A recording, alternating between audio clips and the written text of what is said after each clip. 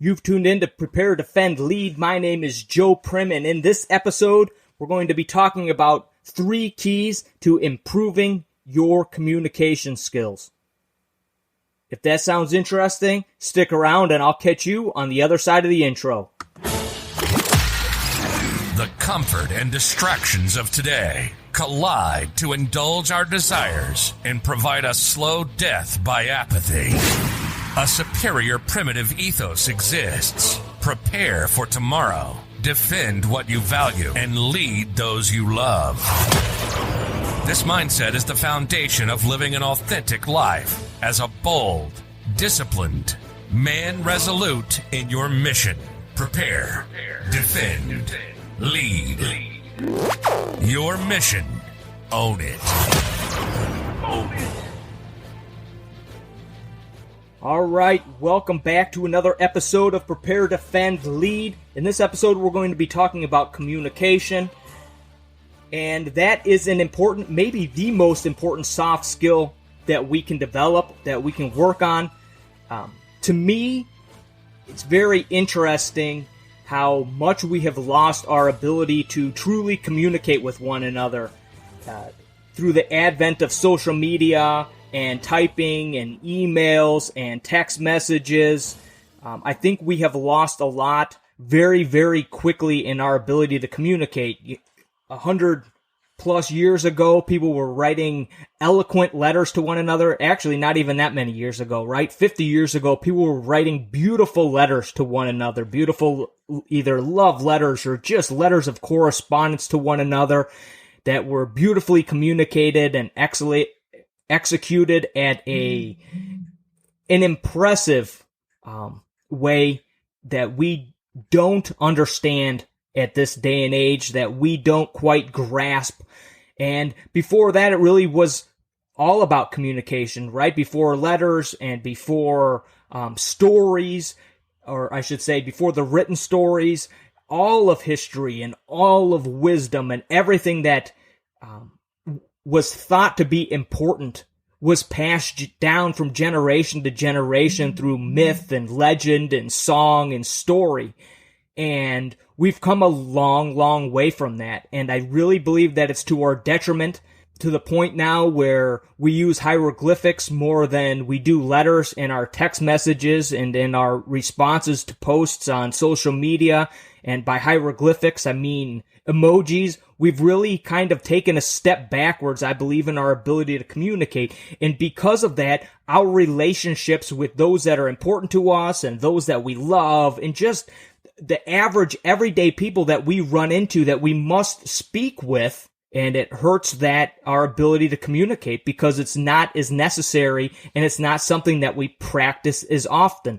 So we'll get into that a little bit deeper as in this episode. I'm going to make this a quick one. Got plenty of things to do here on the property today. Yesterday was a busy day. We had some friends that also moved away from the dark side up north and are living in an RV and traveling around and passed through the hill country down here in Texas, beautiful sunny Texas this time of year. And we spent most of the day with them, just talking and catching up and seeing where they're at and what they're thinking about and what their future plans hold for them. So a great day, but also means that there are things that need to be caught up on here to keep our property moving forward. I'm out taking care of the last couple weekends, getting a little chicken coop built so that we can add our first animals to our property, which will be chickens. That way we can start producing some of our own eggs. In fact, we're not actually going with chicks this time. We're going to buy some hens from somebody who has mature hens so we can get right into the egg laying process and not be delayed. And then maybe in a month, maybe couple months, we'll order up some chicks and kind of start the process from scratch, knowing that we have some egg production going on and we can kind of make our decisions and make our choices moving forward from there. I'll put some pictures up on Instagram of this chicken coop that I'm building. A lot different than what I built in Illinois because we have a way different predators and a lot of different pests and dangers down here in Texas that make a very, very tightly enclosed structure like we need it up north to keep the winds out and keep a lot of rain out and keep the cold out from the winter, where we have a little bit different threats to our poultry here in Texas. So it'll be mostly wide open, a lot of sunshine in there to keep snakes out and keep those types of predators out of there, keep the spiders out. It'll be much easier to clean, much easier to move around. Again, these are adjustments that I'm making here on this new property, whereas in the past on the old property, we were just kind of winging it and doing what we thought was best, and a lot of things worked out really well for us. But those things that didn't, or that we need to change up here, we're going to do that. So changing up, very, very new design, very different way of looking at a chicken coop and doing it. It's only going to hold probably 5 or 6 chickens. We'll see what happens once we get those 5 or 6 chickens in there and kind of see where we're at as far as space.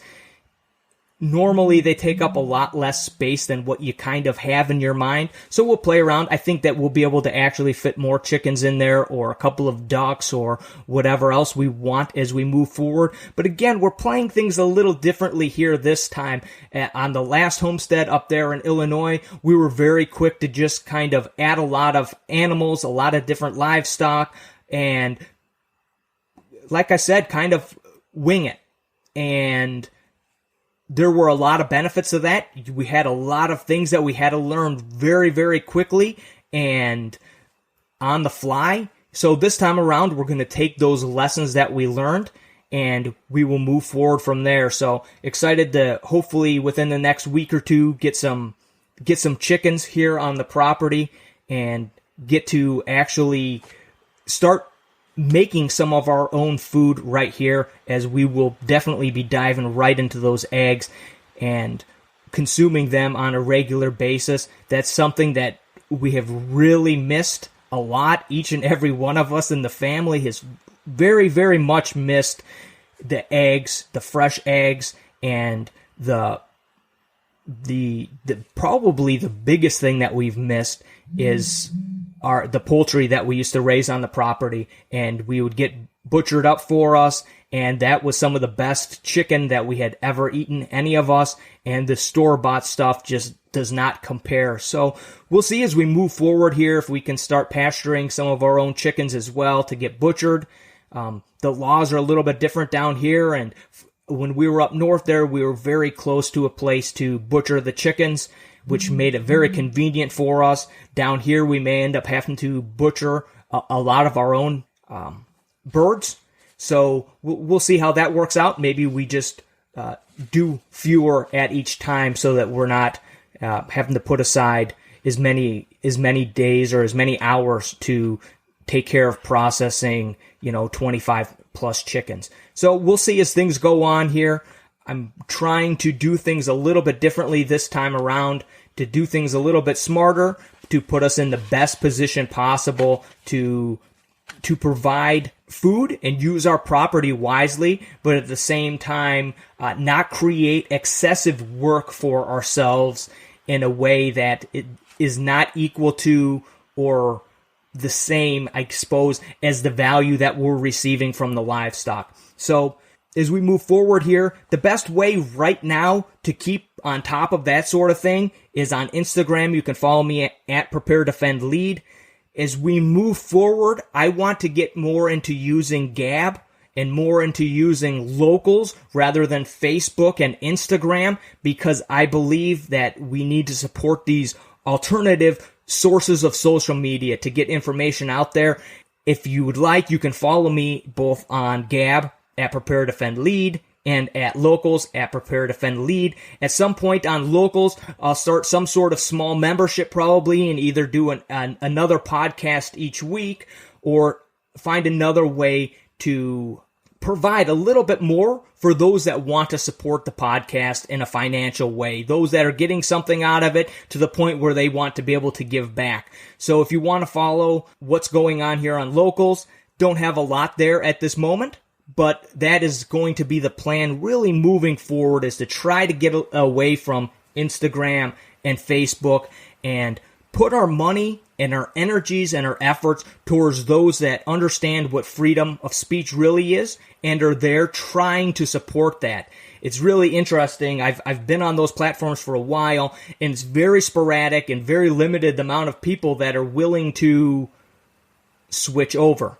And many people complain about the lack of freedom on these other platforms like Twitter and Facebook and Instagram, yet are very, very reluctant to move over to a different platform. And I believe that in the long run, that is the way that we need to go. And those that are hesitant to do it are a part of what's hurting us moving forward, and really part of the reason why more options haven't come up and more opportunities aren't out there to use alternative social medias, platforms, because everybody seems so reluctant to move out of that, away from those standards that everybody has grown accustomed to over the years, and who are becoming more and more ridiculous in their draconian rules, and more unrealistic in the way that they drop people at the drop of the hat with no ability to argue why they've been dropped and why all their videos have been erased and why they've been deplatformed.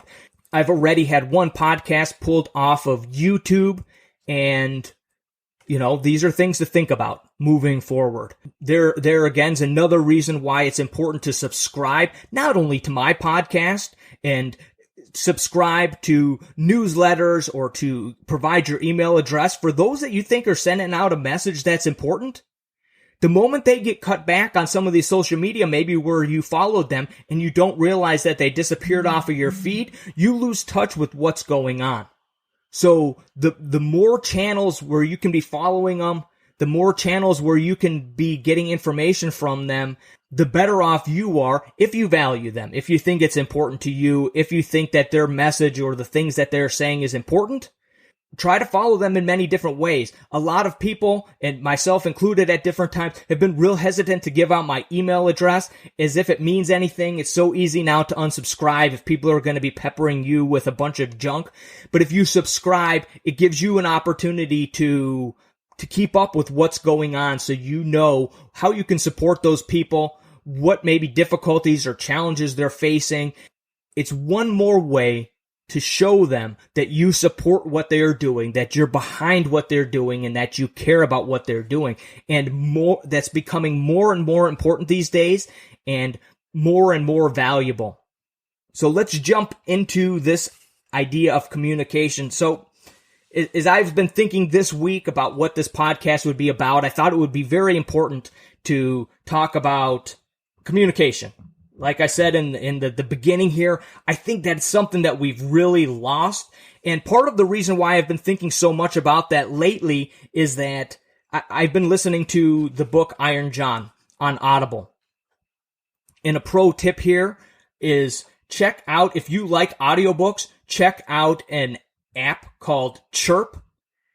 They have some really great deals on audiobooks. Their app on Android, I haven't tried it on iTunes, but their app on Android works great for streaming and for downloading the audiobooks. On Audible, I think it's about $15 a month to get one book on, and they have one book on sale or have some sales pretty often on Audible. But on Chirp, their sales usually run for a full month, and every day they send you an email with maybe another 5 to 10 books that are on sale. And oftentimes, the majority of the books that I've purchased from them anyway have been less than $5. So rather than one book on Audible, you can probably get between 5, 6, maybe even 7, depending on the cost of the audiobook via Chirp. And again, like I said, I got good things to say about them. I canceled my Audible subscription and probably will be using Chirp more and more because I think they do a great job and they provide much more value at this point than Audible for me. And that's coming from somebody that I think I have over 400 books in my Audible library at this point. I've been listening to this book, Iron John, by Robert Bly. A couple years ago, there was a lot of talk about this book and the kind of manliness or masculinity circles. I think it had been around for a while, but kind of resurfaced, and people were looking into it and were recommending it a lot. So I had it in the back of my mind, or had it on my wish list on Audible. I think it came on sale, so I purchased it. Wasn't really sure what I'd be jumping into. The reviews were kind of hit and miss. Like I said, I wasn't sure what it would be about, but I'm very happy that I did, because not only has Robert Bly done a great job of breaking down the myth or the legend of Iron John, which is a myth or a legend, and breaking down each small part of the story into segments to kind of get a better understanding of what they meant when they wrote these different things. There was a lot of deep, deep meaning in what was written and the stories that were told around the campfires or around the dinner table or at feasts or different times of the year by tradition many years ago. And this wisdom that would come out of these stories is very interesting. So I've been enjoying the book, but like I said, understanding the story of Iron John has been one side of it, but also understanding more and more the importance of communication to us as human beings, really, has been invaluable. So wanting to speak on communication, I once again went back to my book, Open, 6 Life-Changing Principles. If you like this sort of stuff, if you like this podcast, go buy the book. Go check it out. I am positive that you will get something out of the book that's worth your value. So once again, I went back to this book because I knew that I had some great points in the book about communication. So we'll jump into those. But before that, I had put a post on Instagram earlier this week, and I want to touch on something that I wrote on there, because I found this very excellent Turkish proverb, and this really demonstrates the point that I'm trying to make here of the ancient wisdom that was passed down, and how deep some of these things were, these proverbs or these sayings, and how they were told to children over and over and over again. And that wisdom then got passed down, and oftentimes a child didn't know what that meant until they became older and they were came to a situation or needed to make a decision. And then they could fall back on these sayings, these words of wisdom, these proverbs like this. The forest was shrinking, but the trees kept voting for the axe. For the axe was clever and convinced the trees that because his handle was made of wood, he was one of them. So I'll read it one more time, just in case you kind of are driving right now and somebody cut you off. The forest was shrinking, but the trees kept voting for the axe.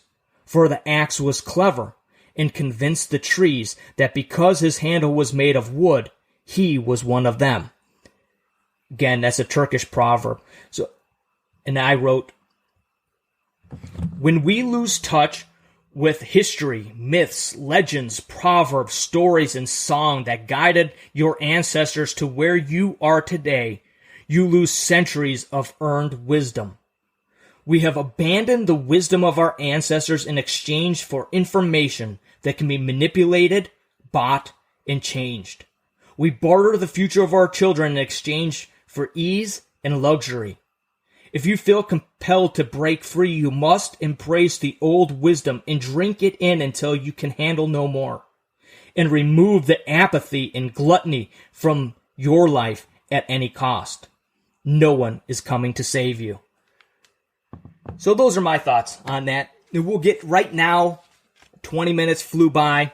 I apologize. Let me jump into quickly these 3 keys for communication. Key number 1. Intention. Know what you want to say.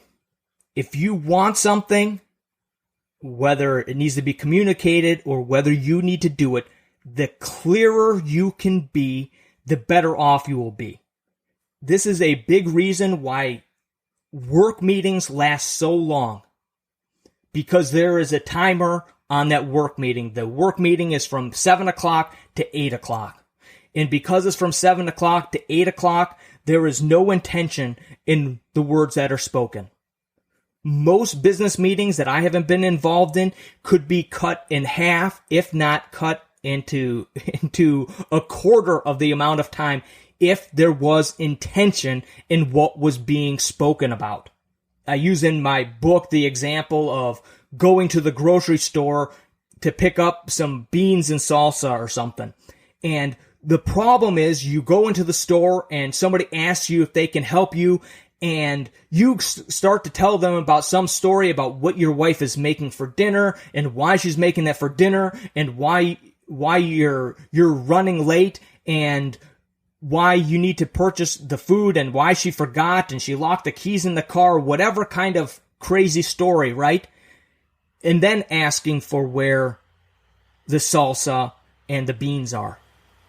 When the reality is, if you are intentional, when you are asked a question, you can clearly and briefly explain what you need and ask where it's at. And so often, somebody asks us a simple question where we could give them a very simple answer.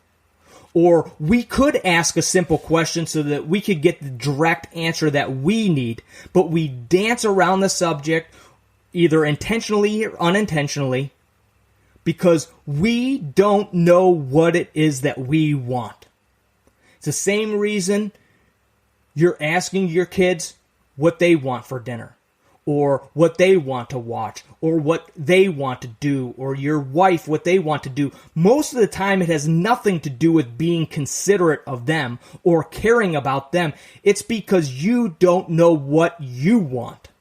Or maybe you don't care. And in that case, we're good. If you know that you don't care.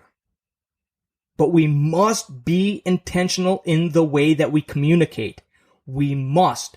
And in order to be clear in the way that we communicate, we must be clear in our own mind first. The more clear we can be in our own head, the more clear and brief we can be in our conversation. For me, this is a big one. As I've said 1,000 times on this podcast, I am an introvert. I do not like, or I should say, it's not that I don't like to talk to other people.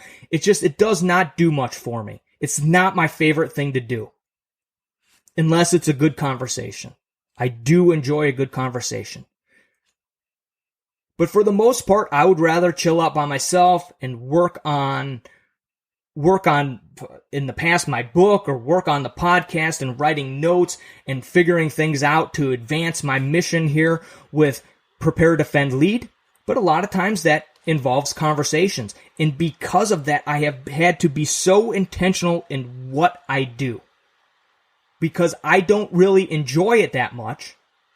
For me, becomes quickly a waste of time if I am not getting something out of it, or if I don't believe that the other person is getting something out of it. If it's not of mutual benefit, then it quickly becomes a waste of time, which has driven me hard to be very intentional about what I'm talking about. Be very intentional about what I'm trying to get across to others. Key number 2, empathy. We need to understand the best that we can, and we can't always, but we need to understand the best that we can where somebody else is coming from. All of us have a different story. All of us look at life through a different lens because of the way that we were brought up, or the views that we hold, or sometimes even the occupation that we have puts us in a different way of communicating, or a different way of looking at things, or a different range of knowledge. Where we went to school, how many siblings we have, how we were treated as a child by our grandparents, by our uncles and aunts, by our parents. All of these things shade or are filters on the way that we look at life. And we need understand, and the best that we can, through listening and through having a conversation, try to understand where other people are coming from.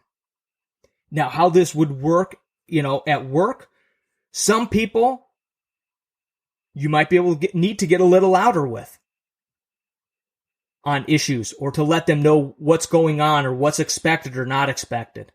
Some people, you don't have to do anything, but maybe write a note, you're better off because of where they come from.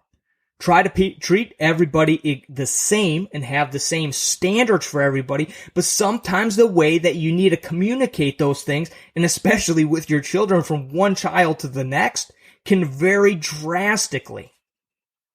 And when we see where the other people are coming from, we avoid turning into just a broken record of repeating the same thing over and over. The best story I have to illustrate this is we felt a calling to come down to Texas. Something that we had thought about and prayed about for a long time. And when we came to a spot where things weren't moving forward, where we were at the way we needed them to, we thought, you know what, maybe this is an opportunity to move down to Texas.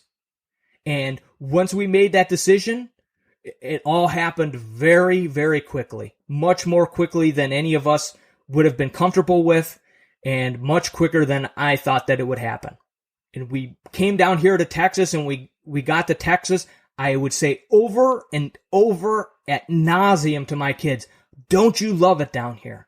Isn't Texas great? Aren't you so happy to be down here in Texas?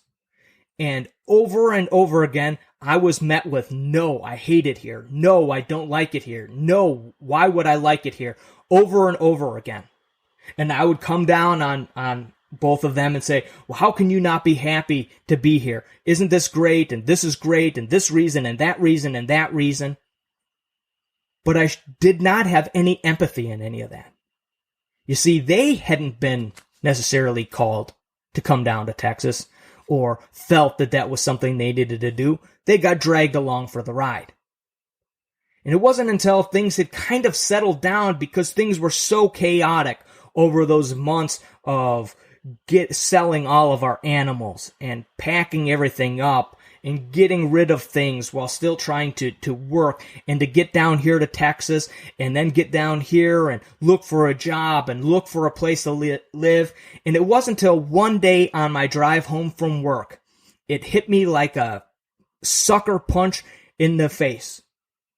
And I realized I finally had an opportunity to catch my breath. And as I did, I felt that I missed just a little bit my goats and all the trees and fruit bushes that we had planted, and my chickens and my fresh eggs and my fresh chicken out of the freezer, and always having a challenge there of what was next. What are we going to do next? What's the next project? How can we make an improvement? How can we make an improvement either in the property, or how can we make an improvement in how we function and how we work? I started to miss every day coming home and seeing my kids climbing the fruit trees that we had there.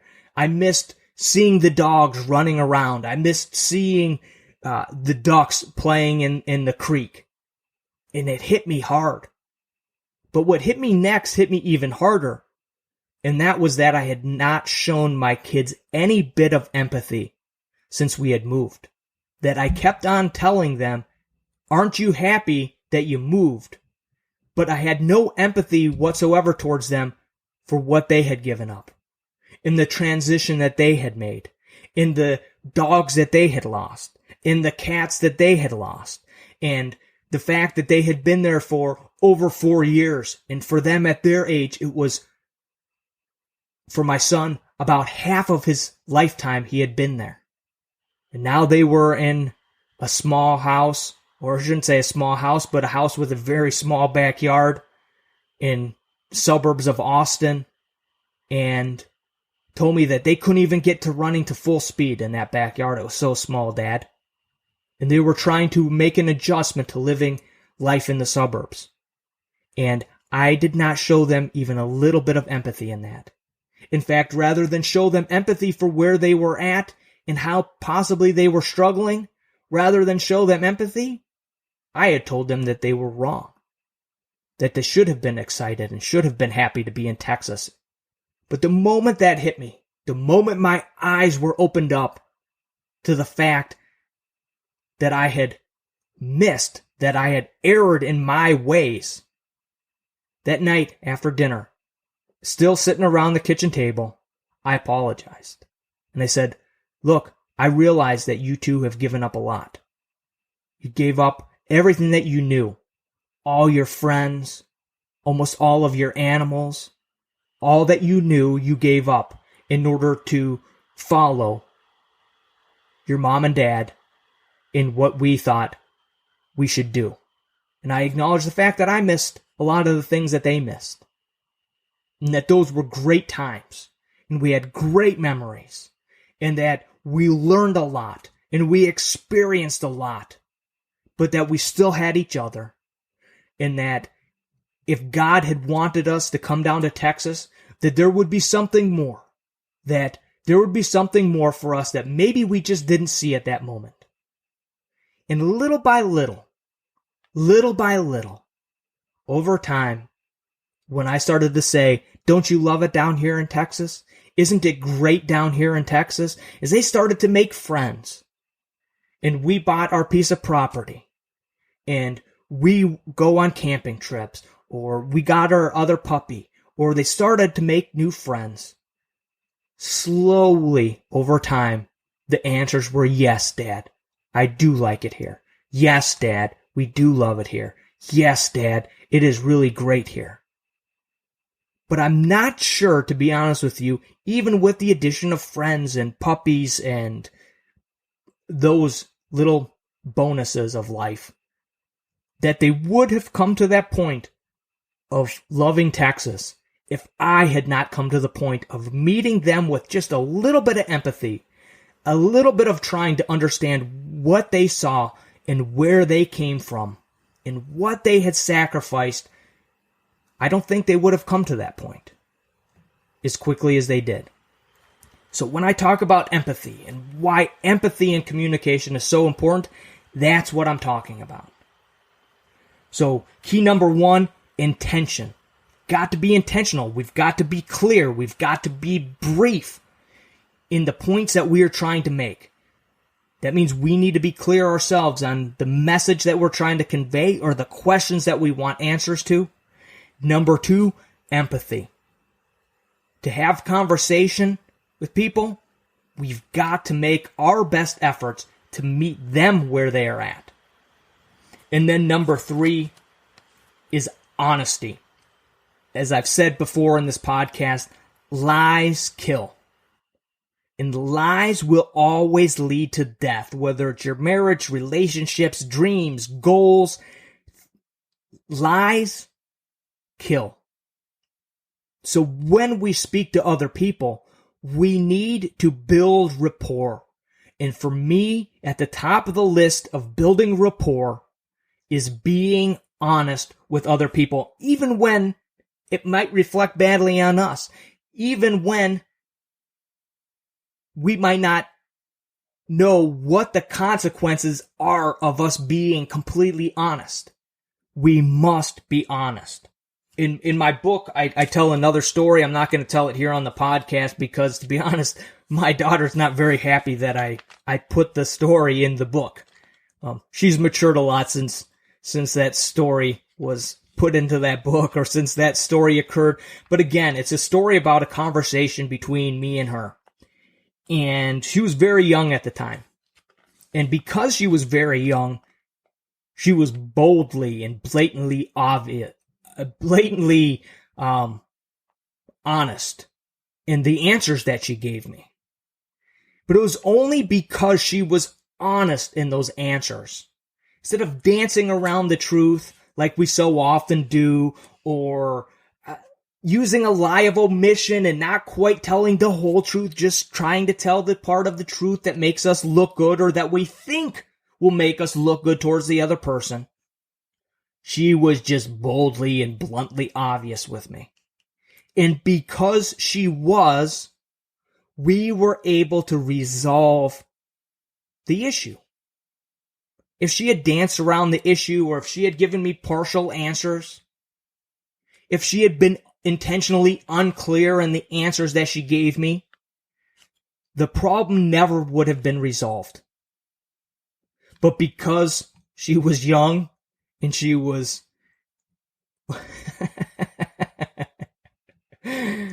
bold and brazen, she was honest with me.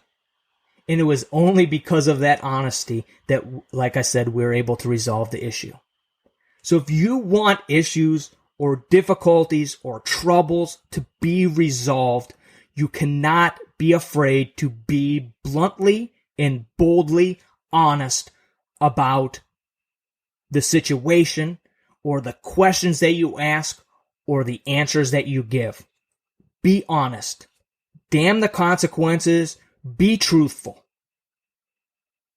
If you will use these 3 keys as filters before you start a conversation, oftentimes we have time before we have a meeting, or before we talk with our wife, or before we talk with our kids, or at work. Oftentimes, or our employees, oftentimes we have some time there between when we realize there's something that we need to address or talk about or communicate, and when we actually need to do it. And if we can use these 3 filters of intention, empathy, and honesty, we can make our communication much, much better. If we can make our communication better, we will build rapport with other people. We will deepen our friendships. We will deepen our relationships. We will deepen who we are as a person. And as I mentioned in the beginning of this podcast, as a soft skill, communication is at the top of the list. The better that you can be at communicating, the more respected you will be, the more opportunities that will come your way, the more friends that you will meet, the more lasting relationships, deep, strong relationships that you will cultivate, all because you are intentional about the way that you communicate. All because you value the communication and you value these other people enough to take the time to make sure that you are intentional, empathetic, and honest in all that you say. As always, thanks for listening to this podcast. I am humbled that you took me along for a car ride today, or maybe let me hang out with you as you were doing some yard work, or as you were at the gym. Thanks.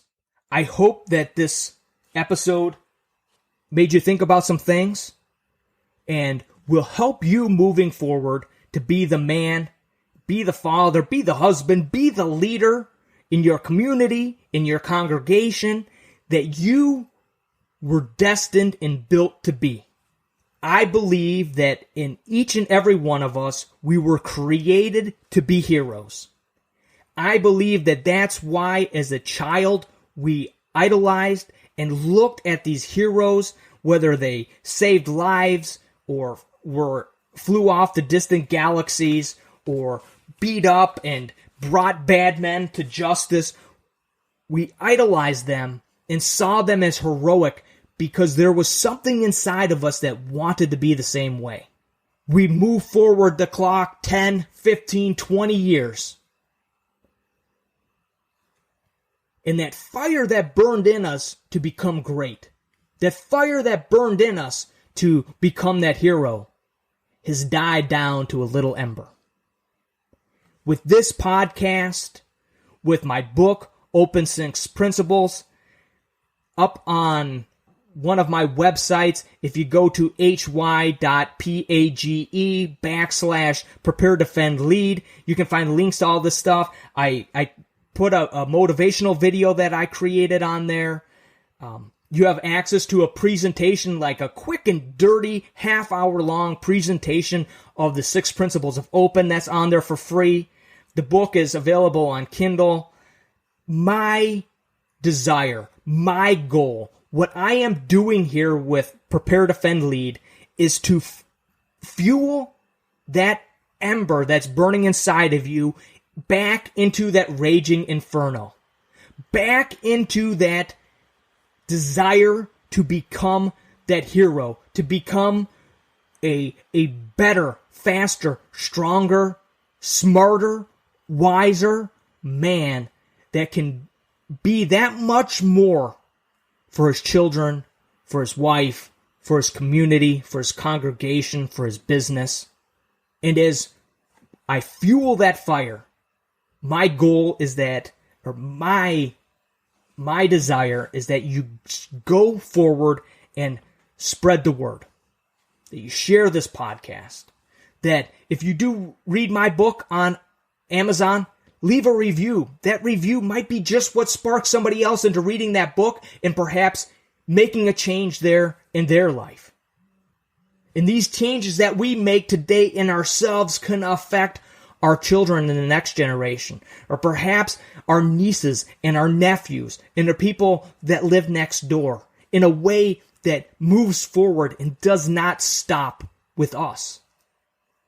But as we build up these fires of emotion within ourselves to spread the good word, to spread kindness, to spread love, to spread the truth amongst our neighbors and our land, please share this stuff. People tell me from time to time with this podcast, and I'll share something I think about, and say, well, you know what? Even if you just help out one person, it wouldn't be a waste of time. Well, the reality is the amount of time and money and efforts and energy that I've put into this, if I only affected one person, it would be a waste of time. It would be a waste. Because I could have just walked across the street and helped my neighbor. I could have just walked across the street and had one conversation. Well, not where I am now. There's nobody living there. That's what happens when you live in the middle of nowhere. But do you understand what I'm saying? The amount of investment, the amount of energy, the amount of time and money that I have put into this is to build something bigger. My vision is of something much bigger than this. But I can't do it alone. I need your help to move this mission forward. To write a review for this podcast if you think it's worth it. To write a review for my book if you think it's worth it. To share this podcast with somebody that you think might get something out of it if you think they can get something out of it. So we got the podcast, the book, the motivational video that I just threw up this week on that page, and the presentation that I threw up this week on the page, hy.page/Prepare.Defend.Lead. Go check out that stuff there. And last but not least, I have the one-on-one coaching program that I'm doing, Heroes Wanted. We dig deep into and personalize the 6 principles of open to you and where you are in your life, and then give you the tools to make the changes that you need to make. It's a 12-week program, so there's 6 principles. So there's plenty of time to get into other areas, to talk about other things, and to make sure that you can make the changes that you need to and want to make so that you can be the father, the husband, the leader that you were created to be. As always, hold fast and God bless.